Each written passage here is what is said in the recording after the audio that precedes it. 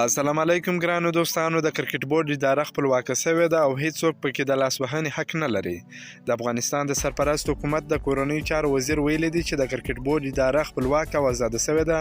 په دې اداره کې هیڅوک د لاسوهنې حق نه لري.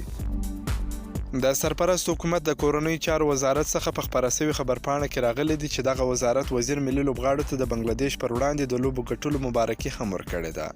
د دغه وزارت وزیر کرکټ ملي لوبغاړو ته د سولې سفیرانو خطاب ورکړی دی او ترڅنګ هغوی ته د بشپړ امنیت او خوندیتوب ډاډ هم ورکړی دی. هغه زیاته کړې ده چې سرپرست حکومت د لوبغاړو خوندیتوب ته ژمن دی او هغوی ته به د لا ښه امنیت لپاره ځانګړي کارتونه هم ورکړي.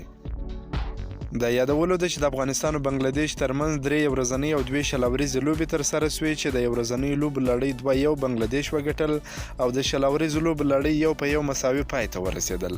که مو دا ویډیو خوښه شوې ویډیو در سره لایک کړئ. که په دې چینل کې نوی افغان خوشحال یوټیوب چینل هم در سره سبسکرایب کړئ. د نور معلوماتو لپاره هم زموږ سره اوسئ. تر بلې ویډیو پورې د الله په امان.